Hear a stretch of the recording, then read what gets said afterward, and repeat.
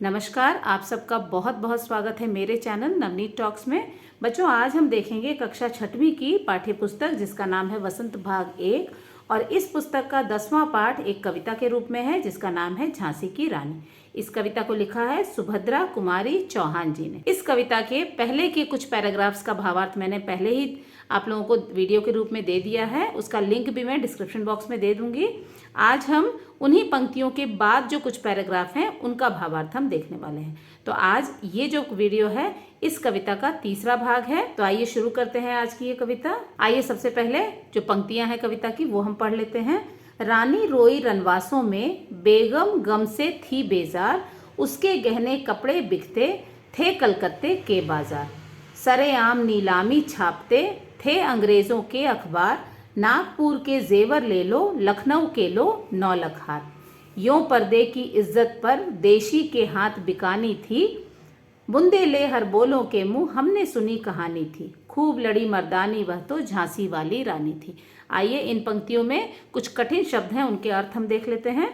रनिवास, रानी का महल, महल का वो हिस्सा जहां पर की रानी रहा करती थी। बेगम, ये एक उर्दू शब्द है, इसका मतलब होता है रानी। बेजार, दुखी, परेशान। गम, दुख। नीलाम, बोली लगाकर बेचना, कोई ऐसा सामान जो कि उसकी बोली लगाई जाए और उसके बाद उसे बेचा जाए तो उसे नीलाम या नीलामी कहा जाता है। जेवर, गहने। सरेआम, खुलेआम। 9 लाख हार, 9 तरह के रत्न जड़े हुए हार को 9 लाख हार कहा जाता है। तो आइए इन पंक्तियों का भावार्थ हम देख लेते हैं। इन पंक्तियों का जो भावार्थ है वो भी हम आज फ्लो चार्ट की सहायता से देखेंगे। पहली पंक्ति है, रानी रोई रनवासों में, बेगम गम से थी बेजार। रानी अपने दुख और लाचारी के कारण रो रही थी। यहाँ पर रनवास मतलब रानी, जो रानी का महल था वहाँ पर रानी अपने पति की मृत्यु से पहले ही वो बहुत दुखी थी और बाद में डलहौजी ने जब झांसी पर अपना झंडा फहरा दिया और झांसी को अपने कब्जे में लेने की कोशिश की, उस गम से, उस परेशानी से, उस दुख से रानी रो रही थी। उसके गहने कपड़े बिकते थे कलकत्ते के बाजार। अब यहाँ पर रानी के कपड़े गहने बिकने लगे थे। यहाँ पर जो अंग्रेज अधिकारी थे उन्होंने सिर्फ झांसी पर ही कब्जा नहीं किया था, अब यहाँ पर रानी के जो कीमती कपड़े और गहने थे अंग्रेज अधिकारी जो थे उन्हें कलकत्ते के बाजार में भी बेचने लगे थे। क्योंकि रानी अब विधवा हो चुकी थी और हिंदू स्त्री होने के नाते उन्हें अब रंगीन कपड़े, रेशमी कपड़े पहनने का कोई अधिकार नहीं था और न ही उन्हें कोई श्रृंगार करने का अधिकार था। तो रानी के जो कपड़े और गहने थे उन्हें कलकत्ते के बाजार में बेचा जा रहा था। रानी के सामान की नीलामी हो रही थी और यहाँ पर बोली लगाई जाती थी। ऐसा नहीं था कि सिर्फ उन्हें जाकर के बेचा जाए, जो उन कपड़े और गहनों की सबसे ज्यादा कीमत लगाता था उसे रानी के कपड़े और गहने बेचे जाते थे। सरेआम नीलाम छापते थे अंग्रेजों के अखबार। अब यहाँ पर रानी के कपड़े और गहने कलकत्ते के बाजार में बेचे जा रहे हैं, इस बात की खबर जो है या विज्ञापन के तौर पर अंग्रेजी जो अखबार होते थे उसमें ये समाचार छापा जाता था ताकि ज्यादा से ज्यादा लोग कलकत्ते के बाजार जाकर के रानी से जुड़ी हुई जो चीजें थी उन्हें अच्छे दामों में खरीद सके। खरीदने के बाद जो पैसे आते थे वो अंग्रेज अधिकारी रखा करते थे। अंग्रेज नीलामी की खबर अखबारों में छापते थे। कलकत्ता के बाजार में ये सारे कपड़े बिक रहे थे। यहाँ पर अखबार में जो विज्ञापन दिया जाता था या इस नीलामी की जो खबर छापी जाती थी वो किस तरह से छापी जाती थी? नागपुर के जेवर ले लो, लखनऊ के लो 9 लाख। अब यहाँ पर नागपुर के कारीगरों द्वारा बनाए गए जेवर यहाँ पर मिल सकते हैं। लखनऊ के कारीगर जो हैं वो अलग अलग रत्नों से बहुत ही सुंदर सुंदर हार बनाया करते थे और उस तरह के हार जो थे रानी के जो पति थे गंगाधर राव, उन्होंने प्रेम से, बहुत ही प्यार से रानी के लिए जो खरीदा था उन हारों की, उन कीमती गहनों की नीलामी का विज्ञापन इस तरह से अखबारों में छापा जाता था। तो यहाँ पर विज्ञापन में साफ साफ लिखा होता था नागपुर के जेवर ले लो, लखनऊ का 9 लाख हार भी आपको कलकत्ता के बाजार में मिलेगा। तो इस तरह के विज्ञापन अखबारों में दिए जाते थे। आगे की कुछ पंक्तियां हैं। यों पर्दे की इज्जत पर देशी के हाथ बिकानी थी। पर्दे की इज्जत, पर्दे की इज्जत मतलब जो रानी पर्दे में रहा करती थी, महल के अंदर बहुत सुरक्षित रहा करती थी, क्योंकि पहले की जो राजा की पत्नियां होती थी, रानियां होती थी, उन्हें आम जनता के सामने वो नहीं निकला करती थी। अगर आती भी थी तो वो बहुत ही पर्दे में वो आया करती थी। लेकिन आज जो है अंग्रेज जो है उनकी इज्जत की नीलामी कर रहे थे, उनकी चीजों की नीलामी कर रहे थे और यहाँ पर ऐसा लग रहा था कि जैसे घर की जो इज्जत है वो अपने ही देश में बिक रही हो। तो ये जो स्थिति थी ये बहुत ही दयनीय स्थिति थी, बहुत ही खराब स्थिति थी।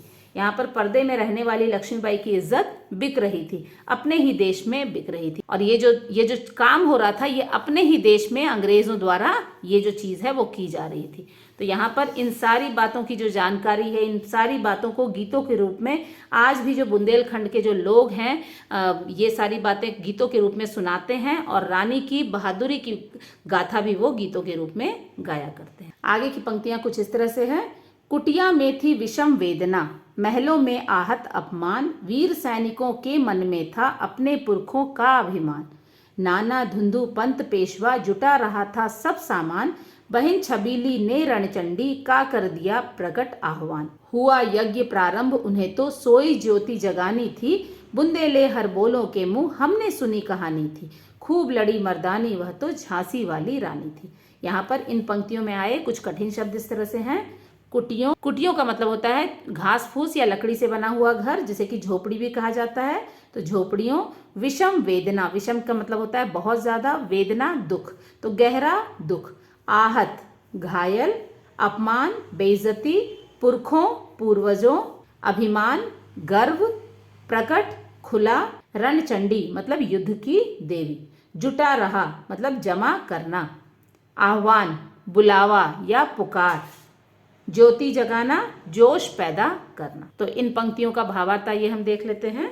अब यहाँ पर जो पहली पंक्ति है, कुटियों में थी विषम वेदना, महलों में आहत अपमान। कुटियों मतलब जो प्रजाजन थे, जो आम लोग थे, उनके अंदर भी बहुत ज्यादा दुख भरा हुआ था, बहुत ज्यादा वो दुखी थे। सबसे पहला दुख तो था राजा के जाने का, और दूसरा दुख था झांसी पर अंग्रेजों का कब्जा। तो इस दुख से वो लोग बहुत ही ज्यादा परेशान। महलों में आहत अपमान, महलों में जो रहने वाले लोग थे, रानी, उनके निकट संबंधी या जो मंत्रीगण थे, वो सभी रानी के अपमान से बहुत ज्यादा आहत थे, बहुत ज्यादा परेशान थे, बहुत ज्यादा टूट चुके थे। आम जनता अगर दुखी थी तो महलों में रहने वाली जो रानी थी वो भी अपने अपमान के कारण बहुत लज्जित थी, बहुत ही अपने आप को बहुत ही ज्यादा लाचार मान रही थी। कुटियों में रहने वाले कष्ट भोग रहे थे, मतलब वो राजा के दुख से, राजा के मरने के दुख से दुखी थे।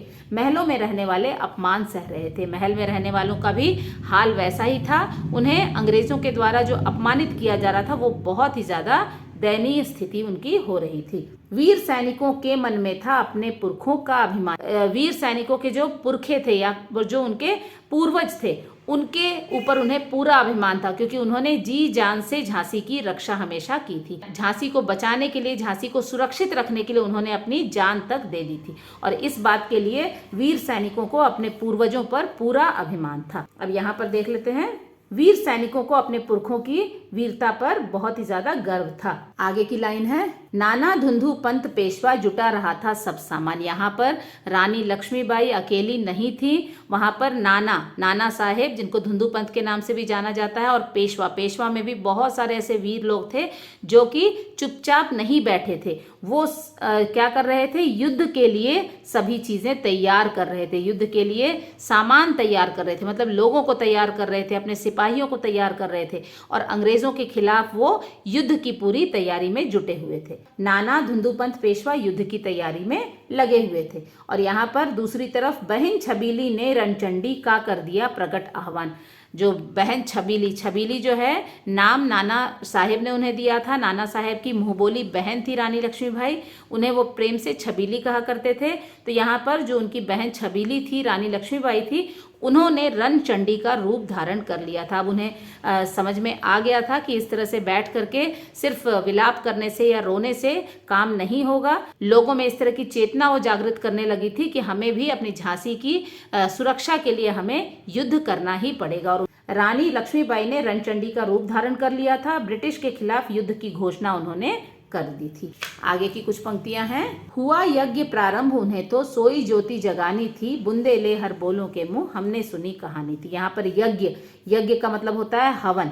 यज्ञ की तुलना युद्ध से की जा रही है। यहाँ पर उन्होंने इस यज्ञ को प्रारंभ कर दिया था। उनके लिए ये एक यज्ञ ही था, क्योंकि यहाँ पर वो किसी राज्य को जीतने नहीं जा रही थी, बल्कि अपने अपमान का बदला, अपने मान सम्मान के लिए, अपनी झांसी की सुरक्षा के लिए वो ये जो युद्ध है वो लड़ने जा रही थी। और इसके साथ ही उन्होंने यह भी प्रण किया था कि सभी के मन में वो इस आज़ादी की ज्योति को जलाएंगी, इस आज़ादी की भावना को वो जागृत करेंगी।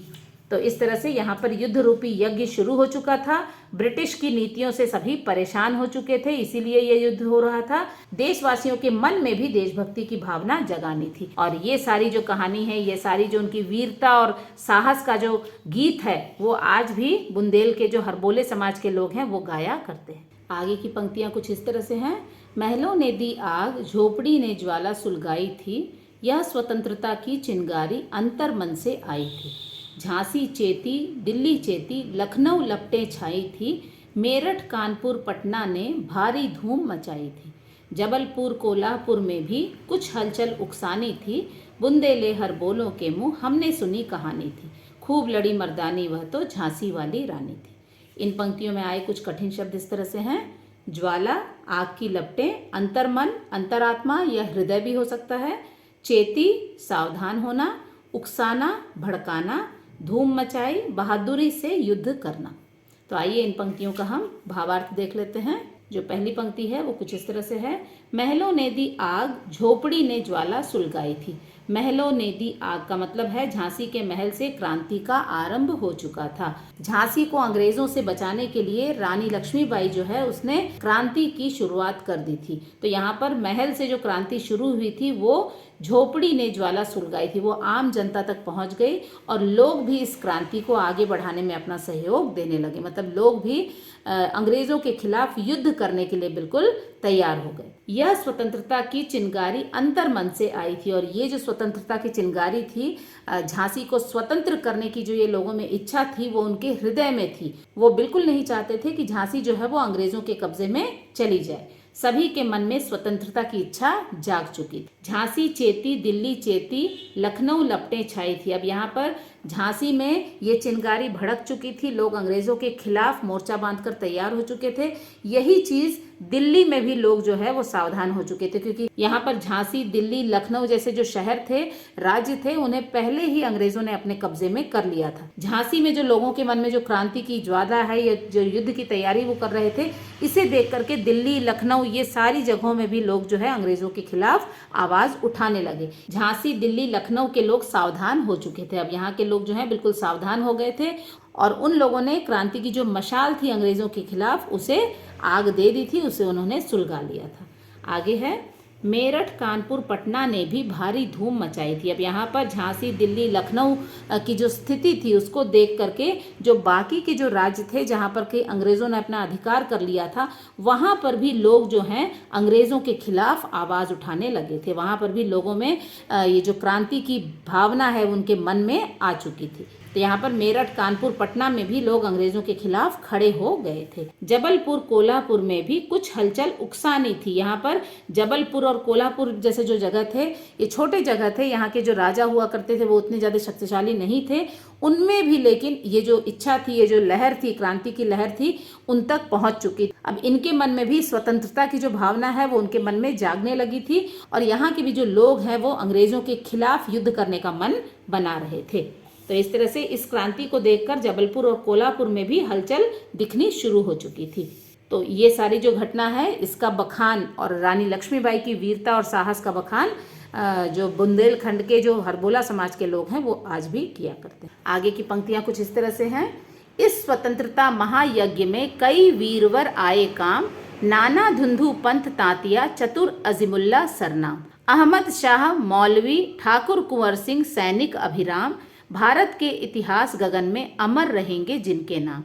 लेकिन आज जुर्म कहलाती उनकी जो कुर्बानी थी, बुंदेले हरबोलों के मुंह हमने सुनी कहानी थी, खूब लड़ी मर्दानी वह तो झांसी वाली रानी थी। इन पंक्तियों में आए कुछ कठिन शब्द इस तरह से हैं। महायज्ञ, महान एवं पवित्र कार्य, वीरवर, बहादुर, काम आना मतलब शहीद होना, सरनाम, प्रसिद्ध, अभिराम, सुंदर, गगन, आकाश, अमर, कभी न मरने वाला, जुर्म, अपराध, कुर्बानी, बलिदान। तो आइए इन पंक्तियों का हम भावार्थ देख लेते हैं। अब यहाँ पर एक महायज्ञ शुरू हो चुका था, स्वतंत्रता का यज्ञ शुरू हो चुका था। यज्ञ हम तभी करते हैं जब किसी अच्छे कार्य की शुरुआत की जाती है या फिर अमन शांति के लिए, सुख चैन के लिए भी हम यज्ञ किया करते हैं। तो यहाँ पर अपनी स्वतंत्रता के लिए ये जो यज्ञ था वो शुरू हो चुका था और इस यज्ञ में कई वीरों ने प्राणों की आहुति दे दी थी। कई वीरवर मतलब बहुत सारे ऐसे वीर लोग थे जिन्होंने युद्ध किया और अपने प्राणों की आहुति उन्होंने इस यज्ञ में दे दी थी। अब यहाँ पर आगे है स्वतंत्रता के आंदोलन को कहा गया है। अब यहाँ पर ये जो महायज्ञ है वो स्वतंत्रता का आंदोलन जो लोगों ने शुरू किया था उसे ये महायज्ञ का नाम दिया गया है। इस युद्ध में कौन कौन से ऐसे वीर थे जिन्होंने अपने प्राणों की आहुति या अपनी जान का बलिदान भी उन्होंने कर दिया था। तो आइए देखते हैं। नाना धुंधु पंथ तांतिया, चतुर अजीमुल्ला सरनाम, अहमद शाह मौलवी, ठाकुर कुंवर सिंह, सैनिक अभिराम। यहाँ पर ये सारे वो नाम हैं जिन्होंने इस युद्ध में लड़ते लड़ते अपने प्राण गंवा दिए थे। ये सभी लोग जो थे इस युद्ध में इन्होंने अपने प्राण जो हैं वो बलिदान कर दिए थे। भारत के इतिहास गगन में अमर रहेंगे जिनके नाम। और इस तरह से झांसी को बचाने के लिए, अपने देश को बचाने के लिए, अपनी स्वतंत्रता और अपने मान सम्मान को बचाने के लिए जिन लोगों ने इस तरह का बलिदान किया था, ऐसा माना जाता है कि भारत के इतिहास में उनका नाम हमेशा अमर रहेगा। उस नाम को कभी भी हम मिटा नहीं सकते हैं। लेकिन आज जुर्म कहलाती, लेकिन जुर्म मतलब होता है अपराध, लेकिन आज मतलब उस वक्त जो अंग्रेज थे इस तरह से स्वतंत्रता के लिए जो लोग युद्ध कर रहे थे उनका ये जो काम था, उनका ये जो बलिदान था वो उसे जुर्म मतलब अपराध के जैसा देखते थे। उनके लिए वो अपराध के बराबर था। अंग्रेजों की नज़र में यह कुर्बानी जुर्म थी। अपने देश के लिए शहीद होना अपराध था। उनके हिसाब से ये जो वो अंग्रेजों के खिलाफ आवाज़ उठा रहे थे ये वो अपराध कर रहे थे, वो काम जो था गलत था। इस तरह से अंग्रेज़ों के खिलाफ युद्ध करते हुए बहुत सारे लोगों ने अपने प्राणों की आहुति भी दे दी थी। और ये सारी जो कहानी है, इन वीर लोगों की जो गाथाएं हैं, कहानियां हैं, इन सारी चीज़ों को गीतों के माध्यम से आज भी बुंदेल के हरबोले समाज के जो लोग हैं वो गाया करते हैं। तो बच्चों इस तरह से आगे की जो 4 पैराग्राफ थे उनका भावार्थ आज हमने देखा। ये है आज का जो वीडियो है वो इस कविता का तीसरा भाग है।